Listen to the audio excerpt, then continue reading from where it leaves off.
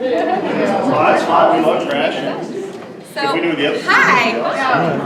That's okay. So I'm going to stop stalling, and I'm going to dump it all on your shoulders. Awesome. Everybody give Colleen a round of applause.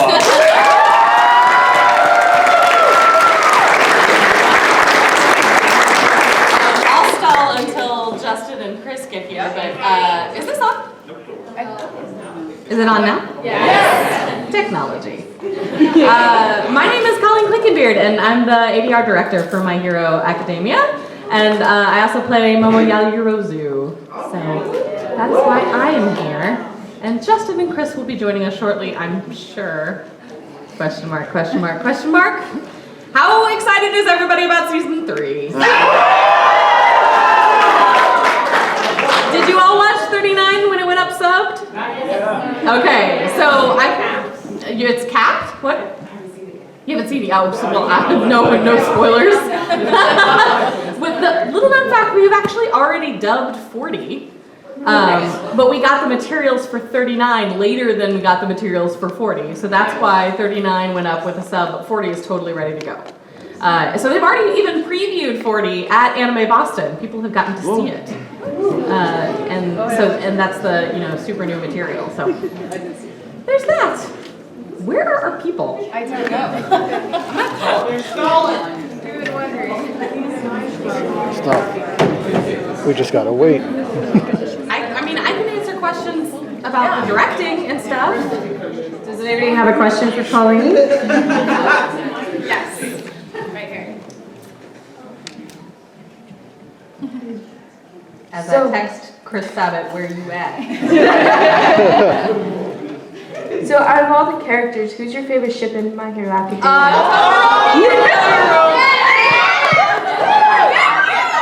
They're totally gonna happen, right? I don't know when, but it's gotta happen. Yeah. Todoroki is my favorite character, so that was kind of an easy one.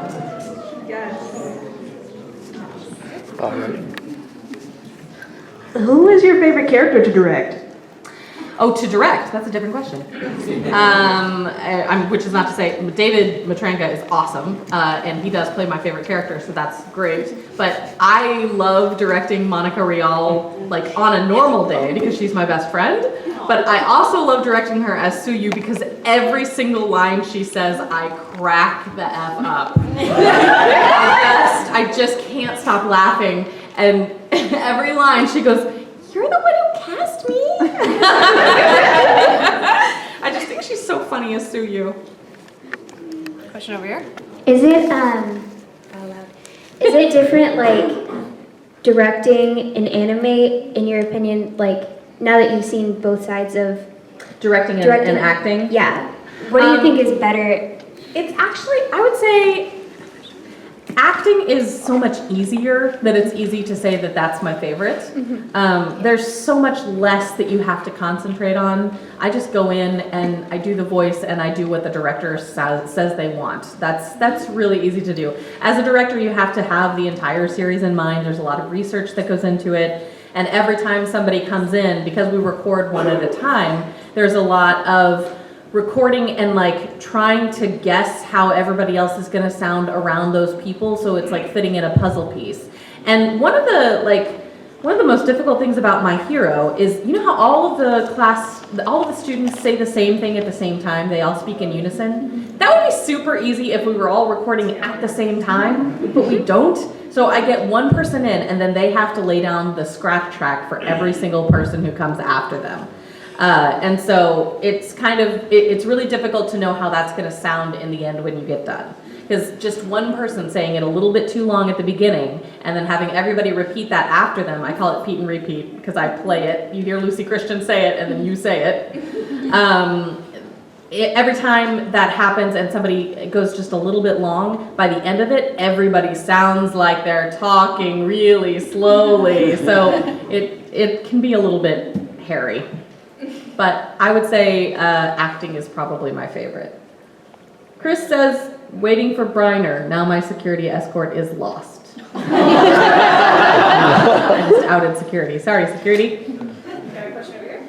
How excited are you for the new Steins Gate? My God, I'm so excited. Steins Gate is my second favorite anime of all time. So yeah, I'm pretty thrilled about that one. I'm a little nervous because you know how it is where you love a series so much and then it gets a second season, it's like, please be good, please be good, please be good. For a show like My Hero, you just know the same team's on it, we're set, it's gonna be going for a long time, the manga's already out, you know how it's gonna go. For something like Steins Gate, it's been so long, I don't know what team they have put together, I don't know if it's gonna be completely based off the video games or not, so plot is kind of up in the air, so I'm just nervous but excited at the same time. Do you know what we can expect from the movie? Ooh, just ask that question. Okay, from the movie of My Hero? My Hero movie, I'm assuming? Yes. It was funny. I just had this conversation on Twitter, so you can actually see me figuring out what the movie's about. Because I saw they had already posted the information that there was going to be a brand new character that you hadn't seen in the manga. And then they posted a picture, like you get to see the Japanese trailer. And the Japanese trailer has a younger looking All Might. Like you can see his eyes. I saw like the end of it. Yeah, and so I was like, what if the new character is All Might's mentor, like the original? But then I went on Twitter and I posted that and like somebody schooled me. They're like, actually they've already come out with the synopsis of what's gonna happen, and so I had to go and like go down a rabbit hole and find out what it's all about. So you should do that too. I don't want to spoil it, but it sounds really cool. And it'll be anime original, so that's fun. Have you read the My Hero Academia manga yet? Yes. I'm not completely caught up, as I learned on Twitter when I got schooled. I'm not completely caught up, but I am pretty far along, yeah. I love it. Hello. I wanted to know if you could tell me a little bit about the directorial process, not like the ins and outs, just like some of the more important bits to save time, if you don't mind. Yeah, totally. Can you stand up, whoever asked? Oh, you are standing up. Hi. Okay, the directorial process. Okay. So, I'm gonna try to do this before they get here. Let's see, how much time do I have? I can't say that out loud. Okay, so, they make it in Japanese. We get the Japanese script. The Japanese script is translated in-house at Funimation by our superhero translators. They're amazing. The translation goes to our ADR scriptwriters, who are also amazing. They adapt the translation into a more colloquial sounding English so that it sounds like it's actually coming out of those people's faces. And then it goes into casting. So I get the adaptation, I get the script, and there's a line count with it letting me know All Might has 30 lines, Izuku has 60 lines, and reactions as well. And then, hey!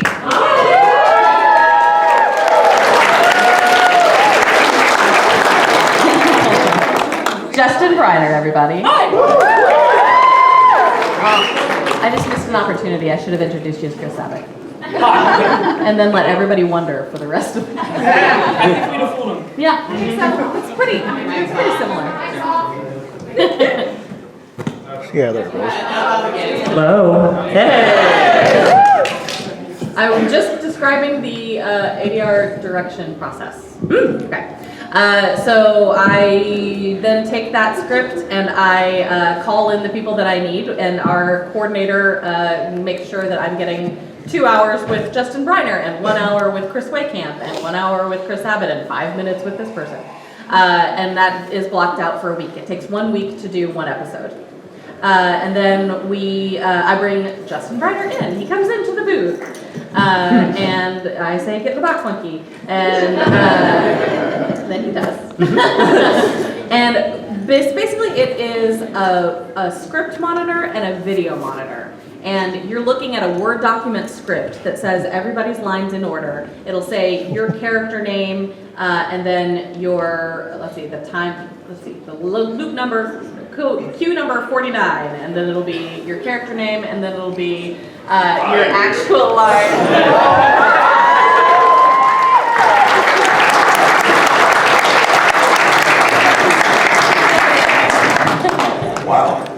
just me, or did you make it really hot? I made it really hot for you. I'm going really quick now so you can ask them questions. Okay. And then it says your actual line and any reactions you might have. And then the director's job is to make sure that when the actor says the line, it is broken up in the correct places so that it fits into the mouth flaps and looks like people talking. And also to say, no, actually you're way farther away from them, so can you shout it? That kind of thing. And then they do it, and if they mess up, I yell at them and they do it again. Now go, ask them questions. Hey, you've been in anime for a while now, Chris. How much has it changed since since you broke into voice acting? I'd say the biggest difference is that it's way faster. Now everything is faster. Like back in the oldest of days, we were still recording on these giant tape machines, and it took, like, just one take could take you 5 minutes because it would have to stop and then it would make this weird noise and then it would try and rewind and it would get stuck, and it was bizarre. And now, in one episode it could take 2 weeks for us to record, and now we can record an episode in a day if we really had to, like a day or two, possibly. I know Colleen could. She's making that face at me. Like, Funimation would make it happen. They may have to split it up over 3 rooms, but they could make it happen. Yeah. So, it's a lot. But the other cool change is that when we first started, it was like this weird Wild West, as in like the West, and all of the anime licenses were just these older properties. And so everyone was buying them and dubbing them and stuff. And a lot of the times when you would record it, sometimes you'd work on a show that was made 10, 15, 20 years ago. And now we're working on a show that was literally released the day before at times, which is remarkable. And I love, it adds a lot of stress, but I love the immediacy of it. I like the fact that people in America can watch the show at the same time as someone in Japan, and it's not spoiled for them, and you can watch it in your native language. It's really fun. And Funimation And we get does to an see your awesome job. excitement as we go, which is so awesome, rather than like, oh yeah, that thing I did a year ago, you like it? Yeah. There's also something nice about recording shows right after, like, on a week-by-week basis, because in the past, I might come in and record a 26-episode show in a single day. If you only have a few lines in every episode, they just bring you in once. But now I feel a lot more connected to the shows. Even if I have a smaller part in it, I'll come in, I'll do my thing, get to say hi to the director, they show me some cool stuff that's happening in the episode, and then we move on, so. So Chris, after all these years of being, second fiddle, Yamcha, Piccolo, Vegeta, how much, begging and pleading did you have to do up there at Funimation to be the number one person in the show? You have no idea how appropriate that question is. Right? Because Colleen, I think more than any other show I've ever auditioned for, she made me work my butt off for that. Like, she was like, I like it, I like your audition, I'm pretty sure, but can you give me like one more version of it that's like deeper? And I'm like, okay, oh, yeah, fine, whatever you need. Yeah, that's good too, but I feel like it could be more heroic. I mean, you're still in the top 2, at least. Maybe top 3, but if you wouldn't mind just doing one more take, just to be sure, Well, it's so rare you get Chris to beg for anything. Yeah, I know. You gotta drag that out. I usually walk in with like, hey, which one's the coolest? I want that one. But yeah, this has been it's actually, it's fun to be the other way though. It's like also nice to be, he's such a challenge to play because on one hand, he's a dude who's like super buffed up and he's putting that on, and on the other hand, he's just like this really weak guy. But I've played so many characters that are kind of mean-spirited or don't want to hang out with the group or like always sarcastic. He's not really sarcastic. He's just as inspired as the buffed up All Might version. It's just he's exhausted and injured. So it's a really fun dichotomy to kind of play with. And I hope that season 3 is going to be an insane season. Yeah, maybe he'll say something this season. So. What's it like working for Funimation? I love the company. I mean, I wouldn't be as married to it as I am if I didn't love it. It is a little bit like a vortex. Like once you start working for Funimation, you never stop working for Funimation. The people who get out had to like claw their way out because we love maintaining our relationships. But I love being a part of a company that is at the forefront of their industry. So we're working for a company that is making anime new in America and doing things with anime that have never been done before. That's the idea that you can have that episode out on the same day in Japan and here. We just did a world premiere of an episode that hadn't even aired in Japan yet. That's just incredible to me that we are allowed to do that now and that we've made enough of a name for ourselves that we're trusted to do that by the licensors.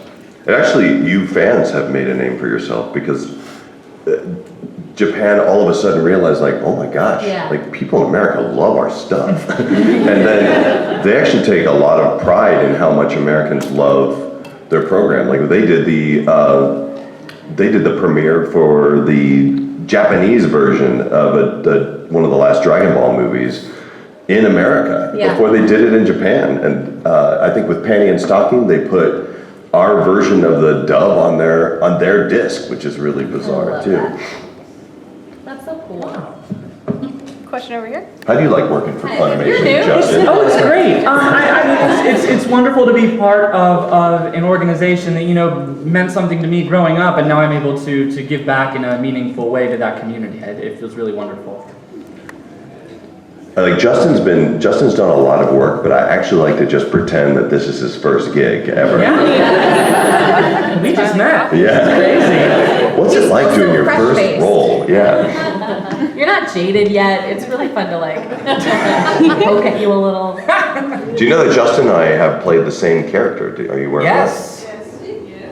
We share a role. that? We played the same exact character. It's called Pop Team Epic. Have any of you guys seen it? We both play a puppet go. Are you also a puppet go too? Yeah. All three of us have played the same character. Question over here.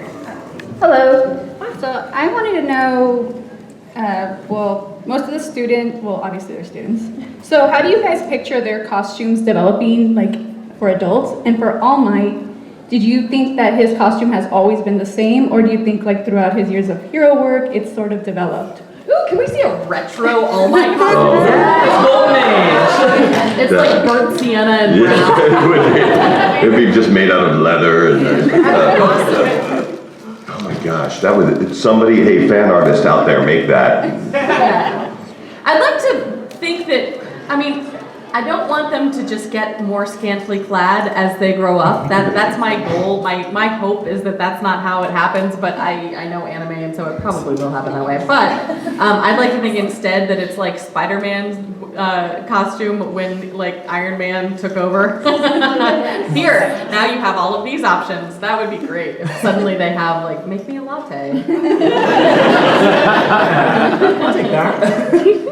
It's cool to see, the costumes. They started out as sort of the brain children of each student, but not necessarily in the most practical way. Like they were able to cover weaknesses that they were already aware of, but now that they're in school in an actual hero course, they're sort of learning about how practical their costumes are on the fly. So there have been little adjustments to each of the costumes throughout the seasons. I know Deku's, he's like, hey, please let me not break all my bones this time. So they'll be like, all right, just one bone this time. Yeah, I think we'll see more of those upgrades, especially as they're connected with like the support department of the school. Question over here. Question for all three. If you guys could choose one quirk to have, what would it be? Hey, I'd like something like the Jiro earphone, but like let me pump just disco music wherever I go. And if you hear it, that's it. You're under my control now. Yeah, that's a good quirk. Disco Inferno. That is your hero name. Yeah. Isn't there a character on the show already named Disco Inferno? No. Should be, right? It should be. Season 3 spoilers. Sorry. Oh shoot! Yeah, they haven't seen season 3 yet. Oh man, when Justin and I started doing press conferences, we always said they were going to try and say a new answer to that every single time. So I'm still formulating mine. Okay. Colleen, do you have one yet? I'm gonna cheat, and I'm gonna say that I wish for a quirk that was like Robin's fruits, devil fruit in One Piece. So I want the quirk that lets me have all of those hands. I'm a mom. I want all the hands. I want the hands to come out and grab things and be able to stop something from happening over here while cooking over here, and that would be awesome. That's a multi-hand quirk. I like that. I would like the ability to split into two, where one of me could stay asleep and the other one could go out and fight crime. That would also help as a dad, too. Yeah. This is a question for all three of you. What is the best way to get into your character? I'm already uptight. I don't know how much more character I need to be. I'm not as insecure as she is, so I guess just doubt myself a lot. Like if I could just go over to Chris Sabat's studio and have them like berate me for a little while. Not that they do that. I just think you'd be good at it. You'd be funny. You could do it with love. I have sort of a nervous, frenetic energy to me already that works. So whenever I go into the booth, I say, "Good morning, Colleen. How are you?" She's like, "I'm great. You better not mess up this time." And we're there. Yeah, I'm pretty much always in character, so. No, I walk in, I'm like, how many lines do I have? Like, 20. Like, let's do it in 5 minutes. I actually really get excited for those sessions. There's not a lot of time in the day to research all the shows that you're in. There's just no way you could do it. Like you'd literally be up all night watching the shows that you're in order to do it. But if there's a show where you're a large enough part, where it's a big enough deal, I actually do spend time to watch. Even if I don't get to watch it all, I'm listening to it on the way to the office, and at stoplights I'm looking down to see like what the heck is going on in the episode. Don't ever drive next to Chris Sabat. No. As soon as cars are automated, I will be the happiest person in the world. Yes. I was in a car the other day, and it literally had all of this lane departure stuff in it, so it would actually jerk the wheel and put you back into the lane. I'm like, this is amazing. Yeah. And if I ever get to drive my wife's car, she has a Tesla, and it will literally just drive for you. You just like double click, and as long as it can see the 2 lanes, you can just kind of do whatever. Really? Yes. Not for too long, because I always ask you to hold onto the wheel. So stupid. So Colleen, we kind of talked to you about this a little bit earlier. How exciting is it to be a part of a show that you know is already going to be a huge success versus something like Chris, you did like Dragon Ball, where it was just kind of unknown at first? You can tell it's exciting if Chris and I really care. Like that's how you can tell is because we've been around for so long. It's like some of the things you want you're gonna get, some you don't get, and it's okay. Like I'm not gonna stress, even though I really want that character. It's fine if somebody else gets it. It's gonna be great. But when a show like this comes around and I am knocking on doors going, can I direct that? Can I direct that? And Chris is knocking on my door, can I be in that? Can I be in that? Can I be in that? That's when you know we really are interested in the show. And I love superheroes. Like my life at the moment, I have a 3-year-old. My life is about superheroes. So I just, anything to be a part of a show that lets you get to dream like that. I actually saw her son right before, about an hour ago, and he had drawn a picture of Spider-Man's web. I was like, what's that? And he goes, that's Spider-Man webs. And I was like, oh, cool. So it's like, did Spider-Man just like walk up to your picture and go, and he goes, no. I go, oh, I'm sorry. He goes, no, he did this. He corrected the hand position. Like, sorry, I apologize, Rhodes. He was looking for Spider-Man to go give him the picture. I got a fan dressed up as Spider-Man, and I was like, you have to come to my table when he's here. So he did, and Rhodes just hid in my shoulder and was just like high and hiding. And then as soon as he left, he's like, I could draw him a picture. I could go find him and give it to him. Yes. He likes Deku, by the way. I've only let him see a trailer, but for a while afterward, he spent the time going, yeah! You can tell me the ground shakes. My daughter loves Vegeta, and maybe seen one episode of it. Like, all she knows is I've told her that he's a prince, and that's the coolest thing. There's also this stuffed Vegeta, like a Vegeta plush that was in the front seat of my car, and now it just stays there because if we're in traffic or if we're driving around, I like pretend that he's angry at all sorts of stuff. It's really funny. Question over here. It's so hot in here. I have a question for Colleen and Chris. I asked Justin this question last night. At his What? panel, My question is, what temperature do you like the room? my question for you both is, how much do you use the recall technique in your acting, in your work, while you're in the booth? Like full on recall? Like, are you talking about acting technique as as an acting technique, like how often do you find yourself having to dig deep in Wow. order to bring out the emotion in your characters, for example? I have to say I'm not a Stanislavski fan. I don't use any kind of, I've never tried to put that myself in that position where I'm actually putting myself in pain to be in pain. I hope I'm an empathetic enough person that if I'm watching it, if I'm seeing it, if I know what's happening, I will emote with that character, and then when I'm repeating it in my voice, I'm already there because I've seen it happen in the Japanese version. So I don't go method at all. Yeah, I only did that one time, and it was when I was a younger actor, and I was doing this character in a show called Salty Ray, which she was also in, and I remember I used to have a hard time being able, and I still can. I'm not a type of person that could just cry on command.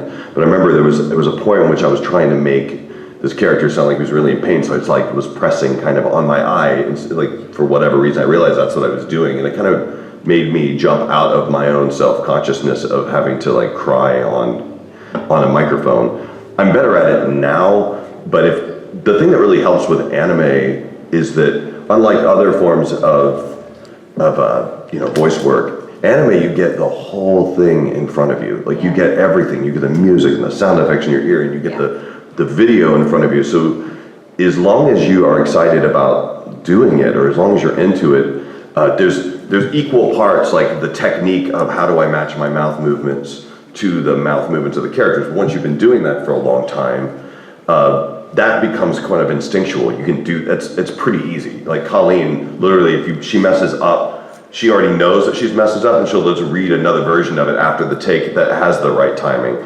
So that whole technique is gone. So what you have left is just enjoying the world that you're literally in. And I'm very audio and sound driven. Like I love sound, and so all you have to do is play the music if it's decent in my ear, and I know it. I kind of feel like I know what to do. Plus, we do get a lot from our Japanese counterparts, especially in that show. And some of the older shows, no, and you still have to use your best judgment. But now we just, I know we all feel a large responsibility to making sure that our version of it is as good or better than the Japanese version. So we all take it pretty seriously. People might want to hear Justin's answer to that. I said something along the lines of, I rely on it. I did a lot of stage, especially early in my career, and that's where I sort of got my footing for everything.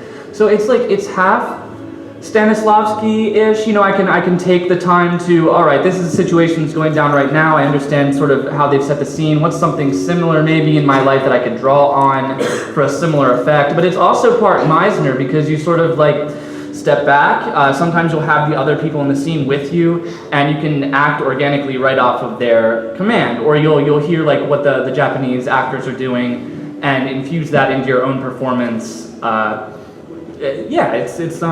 It's where I stand. There's other factors too. Like not only do you have all the sound effects and the music and stuff, part of the fun, once you've gotten used to knowing how to space your words out correctly, is looking at your character's eyes and his face very carefully to see like, oh, halfway through that line, his face changes slightly, and you really want to try and add something to that read that makes it match the picture. That's where he discovered what he was looking for when he was talking. So when you're reading that paragraph, it's like, that's where I need to discover. And if it's well written, then they will have written it for that. They will see that moment is where the discovery happens. So they'll rewrite the translation so that that is where the discovery happens in the English version as well. And it's all very technical, and I don't know that everybody puts as much detail into it, but Funimation sure tries. Yeah.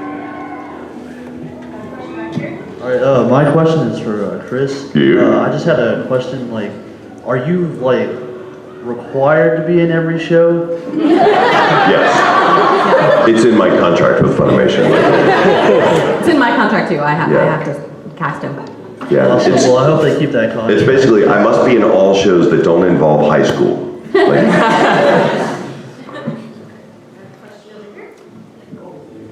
I got a question for Justin. Hi. How does it feel to be the official voice for Midoriya, aka Deku? It's wonderful. This show is such a joy to work on, and I've been able to meet so many wonderful and thoughtful fans of this series just by my own involvement in it. Deku's wonderful. He deals with, these very real high school age problems. He's struggling with his self-worth. He's trying to find his lot in life. And there's a lot that you can dig into there. I think it's wonderful. I've really enjoyed inhabiting his headspace for a little bit. This is for Justin. What is your favorite and least favorite parts of playing Deku? I love so much of it. Mostly I just like that he, sort of wears his emotions on his sleeve. He gets to carry on and yell and cry, and every moment of it feels like, all right, that feels real to me. That feels right in this moment. I think maybe the hardest part is that I can tend to psych myself out if I know that there's like a big emotional story beat coming. I remember I got very nervous before working on the fight with Todoroki. Similarly, the fight with Bakugo and All Might, or the final exam. I can get a little in my own head, which is ironic because that's exactly what Deku does. I have a question for all three. I'm planning to become a voice actor for small segments into the near future. And I was wondering, how do you make sure people can understand the emotion through your characters? Say that last sentence one more time. I was wondering, how do you guys make sure your character? I was wondering, how do you make the audience see the emotion you put through your characters in the anime? How do we make sure that the emotion is true for the character? Yeah. Yeah. That's a good question. I think a lot of people, when they become an actor, or you realize you're an actor, is when you almost have a kind of a knee-jerk reaction to what it is you want to do. Like some of the better actors that I work with are the people who can make very quick decisions based on like all these factors. It can be like you could just quickly there's all these options in your brain, and then you go, okay, what's the most obvious emotion for this? And then once you work with better actors, you realize then they're like, okay, now what's a way I can read this in a way that's not as obvious and still gets the same thing across, or like what's the most interesting way I can read it? But really, a lot of just being an actor, you just kind of have to, as long as your director is telling you what's going on or you understand what's happening in that scene, a lot of the times you could just pull it out of you just pull it out of your brain. It's like almost like asking an artist how they know what they paint is going to be a good thing or not. You just feel it and you do it. And you're right. It's like the ability to act is separate from the ability to act well. Knowing the right read for something doesn't mean that people are going to believe what comes out of your mouth. But I think if you are in tune enough with people in general, and with your character in particular, you'll know not only the emotion that they are showing people, but the emotion that they're feeling while they're showing people that emotion, because layering is what actually makes things interesting to watch. What's your favorite fight scene or battle in the whole series? That's easy. Yeah, it's probably Deku vs. Todoroki is my top right now. It was just so, oh my gosh, they hit everything right. Yeah. How could I say anything besides I say fight? Say yours. Seriously. You've said yours before. I don't know. I don't know. It was All Might and Momo, right? Yes, but still, we had another season since then, and so I dug kind of the training. I didn't anything that I've been involved with. So if I need to pick something that I've been involved in, it would probably have been in that last season, kind of that cool sort of like 1-on-2 match between Deku and Bakugo and All Might. That kind of weird training sequence that got way intense. I really love that scene as well. I'm kind of hoping the big one for All Might comes up. I hope that happens this season. Yeah, me too. I imagine it will. I They're think so, really close to it, so. Both of you gentlemen have really positive characters in the show. Does that translate in y'all's real life? Do y'all find yourselves being, no? See, I'm actually the same way. Debbie Downer here. Yeah, I'm the same way, so that makes sense. I believe that. No, I think I'm pretty positive and enthusiastic in at least most public settings. Dying to be on a fly on the wall when that's happening. When the rages start. Cannot wait to see jaded, raging Justin Briner. I've got to see it someday. I'm hoping that maybe give him five years working on the show, he'll be this super diva. Someday.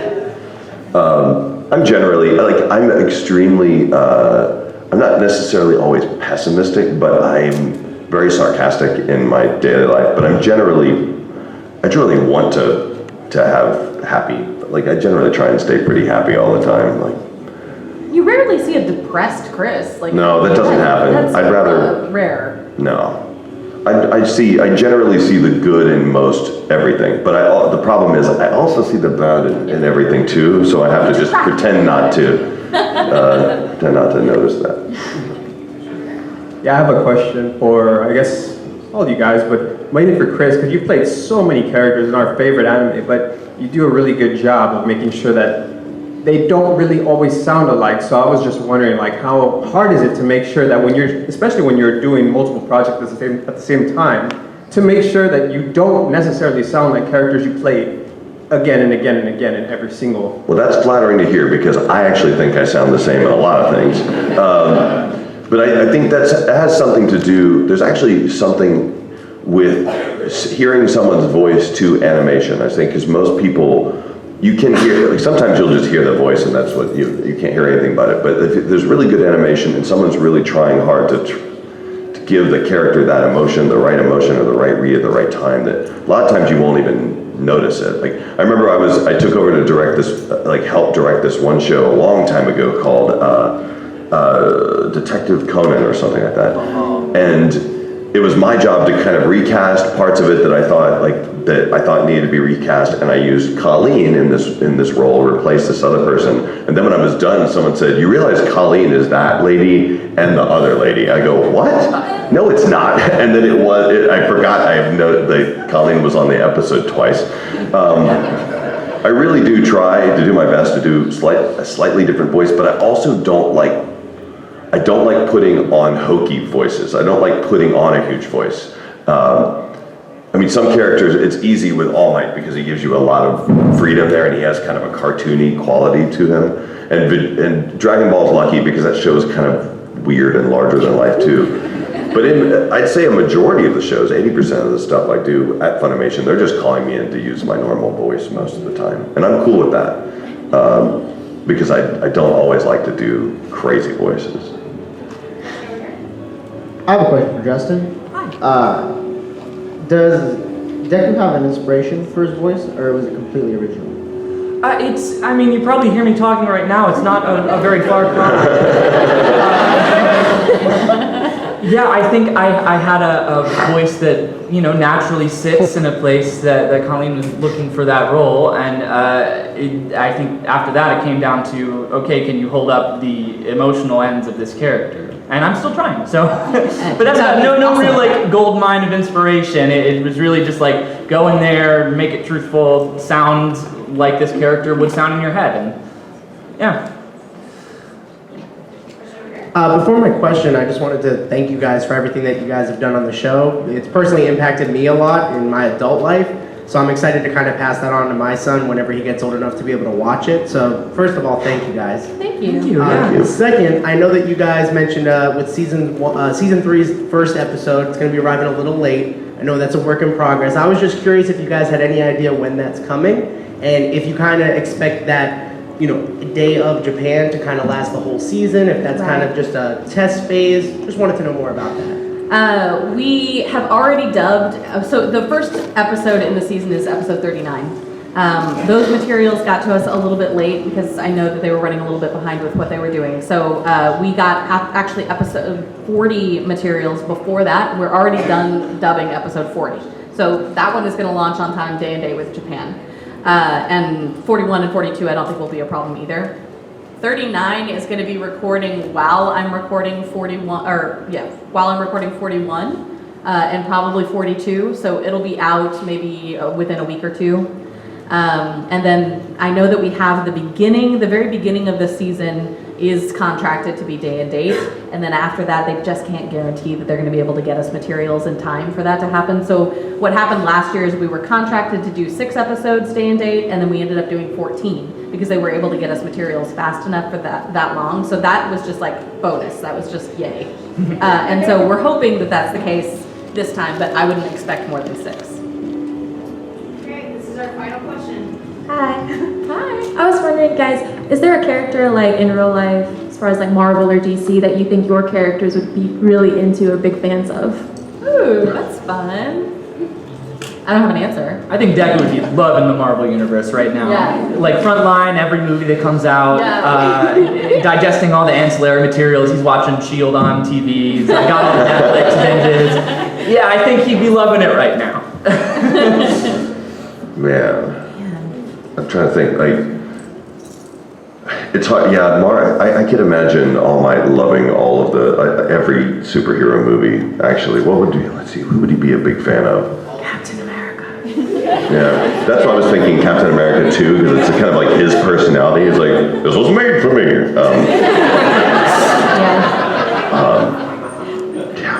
I'm bad with superhero. I never grew up with comic books, so I watch the Marvel movies, and I'm always like, that's neat, and everyone tells me what I'm supposed to like about it, or what I'm supposed to understand about it. He's like a Captain America Hulk mashup. Smash, but with the personality of Captain America.